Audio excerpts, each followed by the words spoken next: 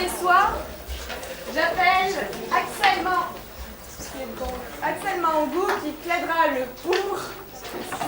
Et Axel, tu disposes de 100 minutes.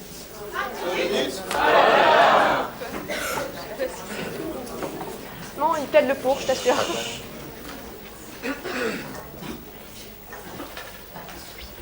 Jamais le premier soir.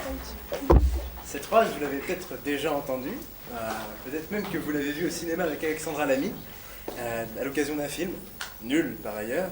Preuve, s'il en est, encore une fois, que lorsqu'on laisse des femmes devant et derrière la caméra, ça pose tout de suite problème et ça devient vite n'importe quoi. Mais passons.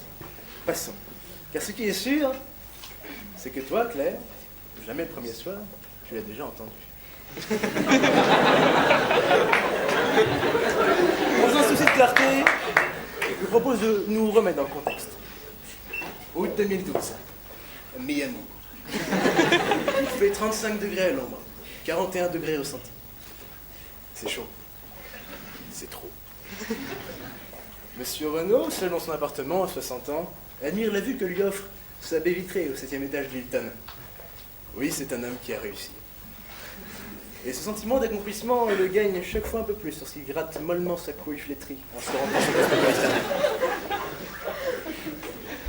Au même moment, de l'autre côté de l'Atlantique, au Coco Bongo Club, un homme se déhanche sur la piste. Il danse, comme si sa vie en dépendait. Ce mec, c'est moi. Ça fait 3 mois. 3 mois que j'ai pas chopé de la donzelle. Mais ce soir, c'est ma soirée. J'ai décidé de mettre toutes les chances de mon côté. J'ai mis le paquet. Col plein la tarte. Pantalon pas de def. Chemise ouverte, chaîne en or qui brille. Je ne laisse personne indifférent. Surtout pas toi, Claire. Oui, chez certains c'était de la jalousie.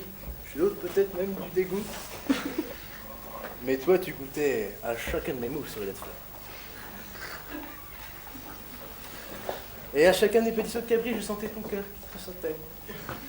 Il n'y avait aucun doute possible, mais tu voulais mon corps de seigle. Comme je le disais, 3 mois, j'allais pas passer à côté de l'occasion. Je t'ai vite fait comprendre que l'attirance était réciproque. Et après quelques baisers volés, tu as rapidement dévoilé tes intentions. Et une pêche-face. Fidèle à mes principes, j'ai décliné l'invitation, prétextant un cours d'aquagym prévu. Mais tu insistais. Mais tel le roseau qui plie, ils mèneront pas. Je peux rester insensible à tes demandes. Et Dieu sait qu'elle était insolente. Coquine. Bon, je te cache pas que c'était tendu, hein. Surtout dans mon slip.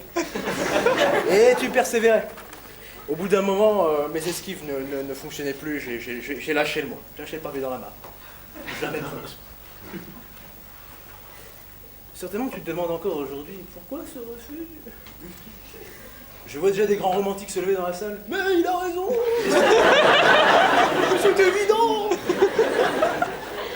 Ils croient en l'amour. Calmez-vous. Il dirait même, l'homme et la femme n'ont-ils pas d'autre moyen de communiquer?